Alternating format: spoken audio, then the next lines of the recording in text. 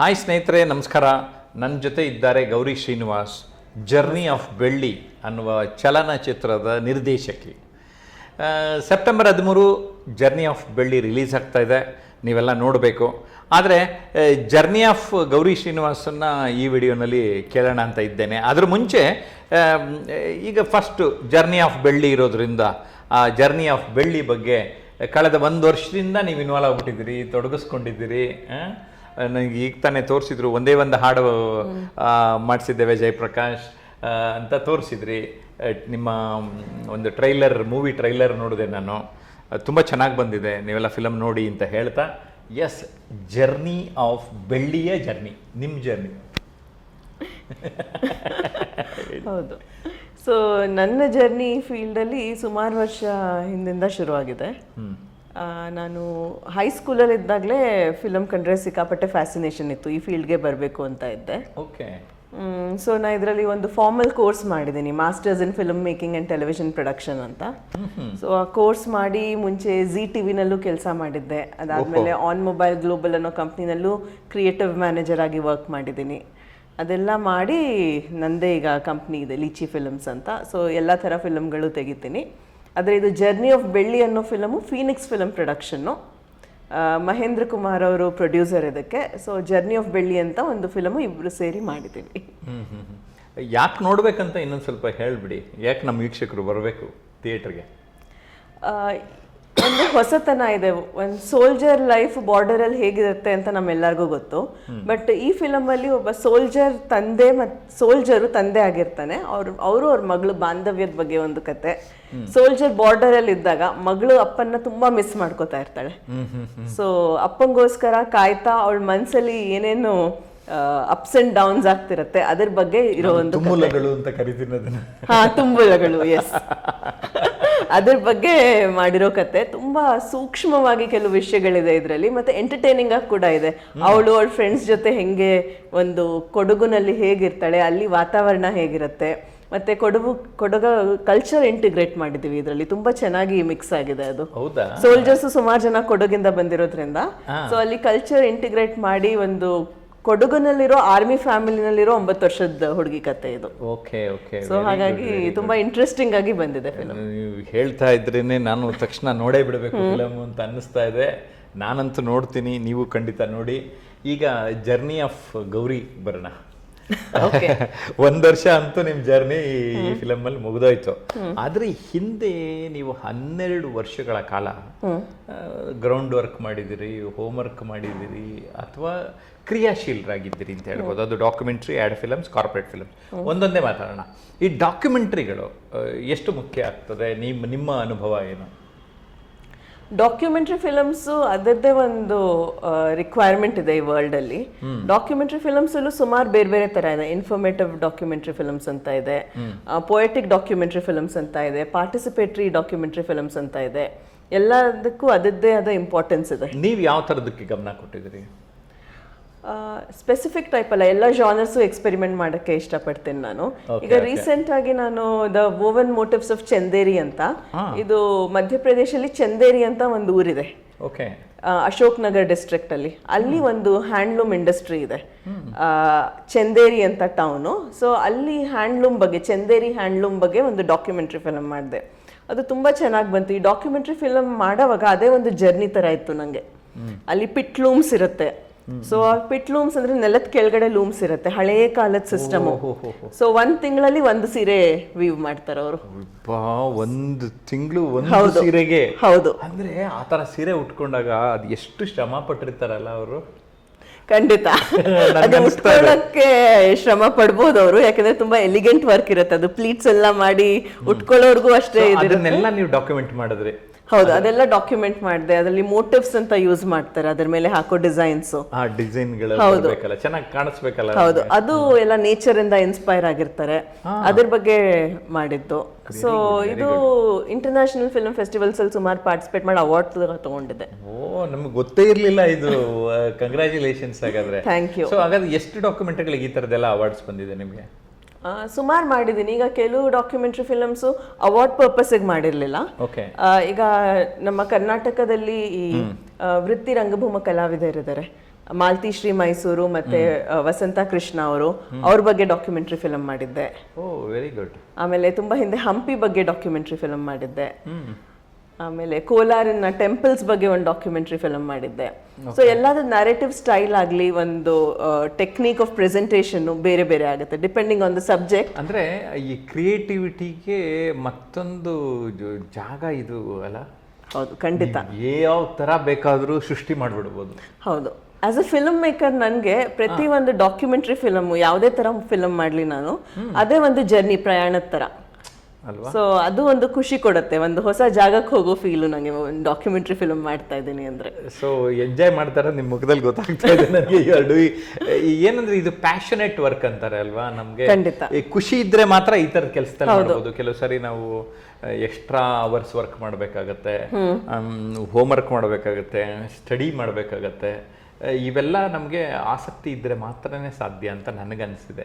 ಹೌದು, ಈಗ documentary films ಅಲ್ಲಿ ಒಂದು ಇನ್ಫಾರ್ಮೇಶನ್ ಹೇಗಿದೆ ಹಾಗೆ ತೋರಿಸಬಹುದು. ಡಾಕ್ಯುಮೆಂಟ್ರಿ ಅಂದ್ರೆ ಏನಿದೆ ಅದು ತೋರಿಸೋದು, ಅದನ್ನೇ ಒಂದು ಕ್ರಿಯೇಟಿವ್ ರೂಪದಲ್ಲಿ ತೋರಿಸೋದು, ಆ ಸಬ್ಜೆಕ್ಟ್ ನ ಹೆಂಗೆ ಕ್ರಿಯೇಟಿವ್ ಆಗಿ ತೋರಿಸೋದು ಅನ್ನೋದು ನನ್ನ ಸ್ಪೆಷಾಲಿಟಿ. ಸೊ ಅದ್ರ ಮೇಲೆ ನಾವು ವರ್ಕ್ ಮಾಡ್ತೀನಿ. ಸೊ ಅದೊಂದು ಹೊಸ ತರ ಕಂಡಾಗ ಅದೇ ವಿಷಯ ತುಂಬಾ ಖುಷಿ ಆಗುತ್ತೆ ಸ್ಕ್ರೀನ್ ಅಲ್ಲಿ ಬಂದಾಗ. Very good, very good. ಈಗ ಆಡ್ ಫಿಲಮ್ಸ್, ಈಗ ನಾನು ಯಾವಾಗಲೂ ಹೇಳ್ತಾ ಇರ್ತೀನಿ, ಒಂದು ಫಿಲಮ್ನೆಲ್ಲ 2.5 ಗಂಟೆ 3 ಗಂಟೆ ಎಳೆದು ತೋರಿಸ್ತಾರೆ. ಈ ಆ್ಯಡ್ ಅಲ್ಲಿ 10 ಸೆಕೆಂಡು 15 ಸೆಕೆಂಡಲ್ಲಿ ತೋರಿಸ್ಬಿಡ್ತಾರೆ.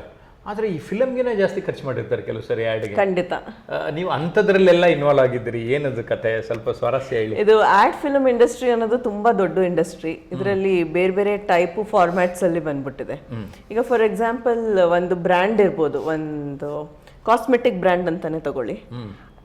ಮುಂಚೆ ಎಲ್ಲ ಆಡ್ ಫಿಲಮ್ ಅಂದ್ರೆ ಇದು ಹಚ್ಕೊಂಡ್ರೆ ನಿಮ್ಮ ಸ್ಕಿನ್ ಚೆನ್ನಾಗಾಗುತ್ತೆ ಅಂತ ಬರ್ತಿತ್ತು. ಆದ್ರೆ ಈಗ ನಾವು ತುಂಬಾ ಕ್ರಿಯೇಟಿವಿಟಿ ತಂದಿದ್ದೀವಿ ಅದರಲ್ಲಿ. We weave stories. ಸೊ ಒಂದು ಸ್ಟೋರಿ ಕ್ರಿಯೇಟ್ ಮಾಡ್ತೀವಿ, why that glow and radiance is important in your life ಅಂತ. So through the story we actually portray the product. So ಆ ತರ ಒಂದು ಕಾನ್ಸೆಪ್ಟ್ ಮಾಡ್ತಿದೀವಿ.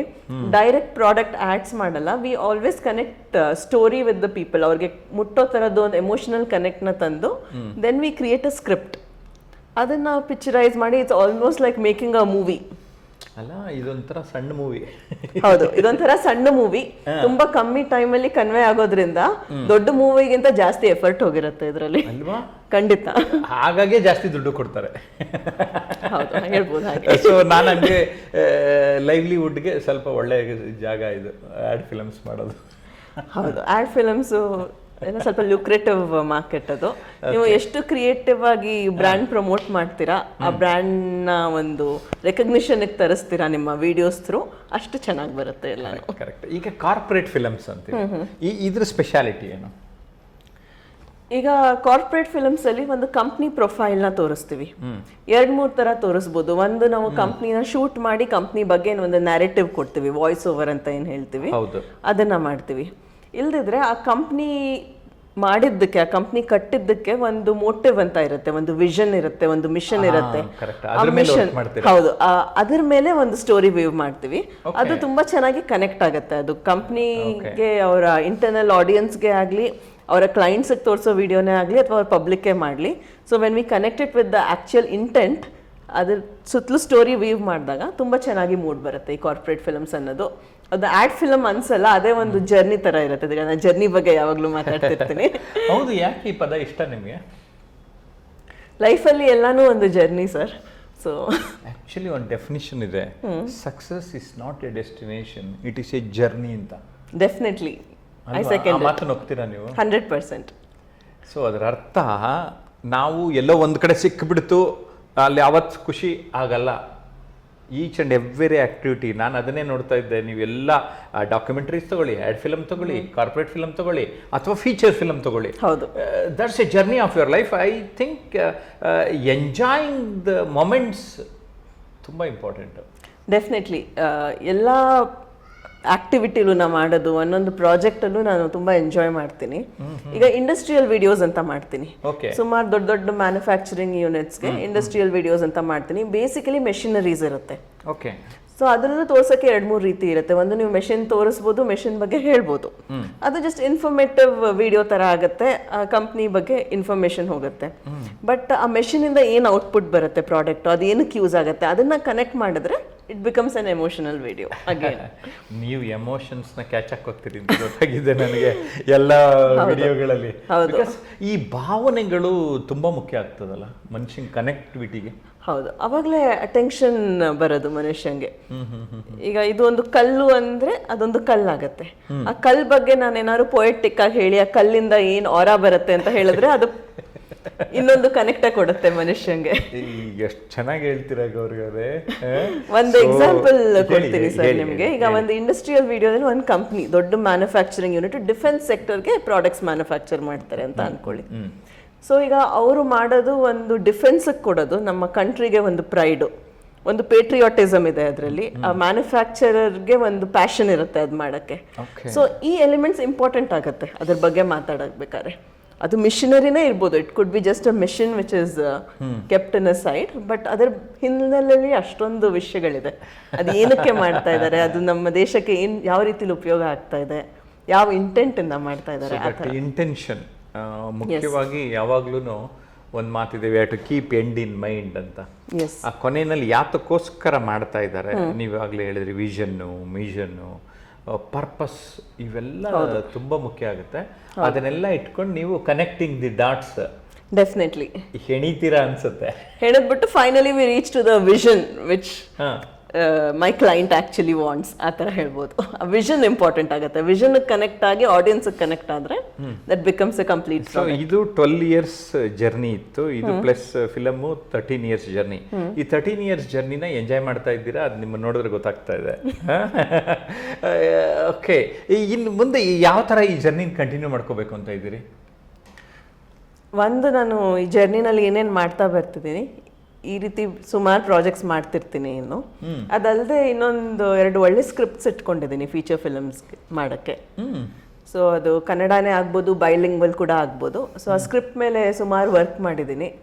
ಸೊ ಅದು ಕೂಡ ಮಾಡೋ ಪ್ಲಾನ್ ಇದೆ ಮುಂದೆ. ಈ ವಿಡಿಯೋ ನೋಡ್ತಾ ಇದ್ದವ್ರು ಯಾರಾದ್ರೂ ಕಾಂಟ್ಯಾಕ್ಟ್ ಮಾಡಿದ್ರು ಮಾಡ್ಬೋದು, ನನಗೆ ಕಾಂಟ್ಯಾಕ್ಟ್ ಮಾಡಿ ಅವ್ರ ಹಾಗೆ ಆಗಲಿ ಸರ್. ಯಾರಿಗ್ ಗೊತ್ತು ಅಲ್ಲ, ಈ ಕನೆಕ್ಷನ್ಸ್ ಇದು ಸೋಷಿಯಲ್ ಮೀಡಿಯಾ ಪವರ್ ಏನಂದ್ರೆ ಪ್ರಪಂಚದ ಯಾವುದೇ ಮೂಲೆಯಲ್ಲಿ ನೋಡ್ಬೋದು, ಯಾರು ಬೇಕಾದ್ರೂ ನೋಡ್ಬೋದು. ಹೌದು, ಯಾರಿಗೆ ಗೊತ್ತು, ಈ ವಿಡಿಯೋ ನೋಡಿದವ್ರು ಒಬ್ರು ನೆಕ್ಸ್ಟ್ ಗೌರಿ ಅವ್ರ ಫಿಲಮ್ ಪ್ರೊಡ್ಯೂಸ್ ಮಾಡಬೇಕು ಅಂತ ಬಂದ್ಬಿಟ್ರೆ. ಅಂದ್ರೆ ಒಂದು ಎಕ್ಸಾಂಪಲ್ ಕೊಟ್ಟೆ ನಾನು. ಈ ಸೋಷಿಯಲ್ ಮೀಡಿಯಾ ಪವರ್ ಬಗ್ಗೆ ನಿಮ್ಗೆ ಏನ್ ಅನ್ಸುತ್ತೆ? ಟ್ರೆಮೆಂಡಸ್. ಒಂದೇ make or break. Make or break, it has that impact. Yes, ಅದರಲ್ಲಿ ಏನ್ ಇಮೇಜ್ ಪೋರ್ಟ್ರೇ ಆಗತ್ತೆ, ಅದು ನಿಜ ಆಗ್ಲಿ ಸುಳ್ಳಾಗ್ಲಿ ಅಲ್ಲಿ ಬಂದ ಮೇಲೆ ಅದು ಮುಟ್ಟತ್ತೆ ಜನಕ್ಕೆ ಮುಟ್ಬಿಡ್ತದೆ. ಈಗ ಹೌದು, ಈಗ ನಾನು ಏನ್ ಕ್ರಿಯೇಟಿವಿಟಿ ತರ್ತಿದ್ದೀನಿ, I can use it to make a product or break a product ಅಂತಾನು ಹೇಳ್ಬೋದು ನಾನು. ಅಂದ್ರೆ ಅಷ್ಟು ಪವರ್ ಇದೆ ಕ್ರಿಯೇಟಿವಿಟಿ ಮತ್ತೆ ಪಾಸಿಟಿವ್ ಇದೆ. ಹೌದು, ನೆಗೆಟಿವ್ ಗೊತ್ತಿರಬೇಕು, ಪಾಸಿಟಿವ್ ಪಾಲಿಸಬೇಕು ಅಂತ ಒಂದು ವಾಕ್ಯ ಮಾಡಿ. ಖಂಡಿತ ಹೌದು. ನೆಗೆಟಿವ್ ಗೊತ್ತಿರ್ಬೇಕು ನಮ್ಗೆ, ಆದ್ರೆ we should be A part of the positivity. ಆ ಪಾಸಿಟಿವಿಟಿ ನಮ್ಮನ್ನೆಲ್ಲೋ ಲೈಫಲ್ಲಿ ರೈಟ್ ಡೈರೆಕ್ಷನ್ಗೆ ಮುಂದುವರಿಸುತ್ತೆ ಅಂತ ನಾನು ಅನ್ಕೊಂಡಿದ್ದೀನಿ. ಏನಂತೀರಿ? ಹೌದು, ಆ ಪಾಸಿಟಿವಿಟಿ ಇರೋದು ತುಂಬಾ important. Because as a film maker I think we carry some social responsibility. Great. ಈಗ ನನ್ನ ಫಿಲಮ್ ನೀವು ಜರ್ನಿ ಆಫ್ ಬೆಳ್ಳಿ ಬಗ್ಗೆ ಕೇಳಿದ್ರಿ, ಅದರಲ್ಲೂ ಒಂದು ಸೋಷಿಯಲ್ ರೆಸ್ಪಾನ್ಸಿಬಿಲಿಟಿ ಇದೆ ನನಗೆ ಮಾಡಿದಾಗ. ಕರೆಕ್ಟ್. ಯಾರೋ ಸೈನಿಕರು ಇದ್ರೆ ಹೌದು, ಅವ್ರನ್ನ ನಾವು ನೋಡೋ, ಅವ್ರ ಫ್ಯಾಮಿಲಿ ನೋಡೋ ರೀತಿ ನೀತಿನಲ್ಲಿ ದೃಷ್ಟಿಕೋನದಲ್ಲಿ ಬದಲಾಯಿಸ್ಕೊಂಡ್ರೆ ಆ ಫಿಲಮ್ ಎಫೆಕ್ಟ್ ಆಗುತ್ತೆ. ಹಿಂದಿನ ಅನೇಕ ಚಲನಚಿತ್ರಗಳಲ್ಲಿ ಆ ರೀತಿಯ ಪ್ರಭಾವಗಳನ್ನ ನಾವು ಗಮನಿಸಿದ್ದೇವೆ, ಎಫೆಕ್ಟ್ಸ್ ಆಫ್ ಮೂವಿ. ಸೊ ಆ ಥರ ಜರ್ನಿ ಆಫ್ ಬೆಳ್ಳಿ ಕೂಡ ಮೂಡಲಿ. ನೀವೇ ನಮಗೆ ಬೆಳ್ಳಿ ತರ ಕಾಣಿಸ್ತೀವಿ. ಸೊ ಈ ಗೌರಿ ಅವರು ಆ ಬೆಳ್ಳಿನ ತಂದಿದ್ದಾರೆ, 9 ವರ್ಷದ ಒಂದು ಹುಡುಗಿನ ಪೋರ್ಟ್ರೇ ಮಾಡಿದ್ದಾರೆ. ಆ ಫಿಲಮ್ನ ನೋಡಿ ಗೌರಿ ಅವರೇ, ನಿಮ್ಮೆಲ್ಲ ಪಯಣಕ್ಕೆ, ಜರ್ನಿಗೆ ಶುಭಾಶಯಗಳನ್ನ ನಮ್ಮ ವೀಕ್ಷಕರ ಪರವಾಗಿ ಕೋರ್ತಾ ಇದ್ದೇನೆ. ನಮಸ್ಕಾರ. ತುಂಬಾ ಧನ್ಯವಾದ.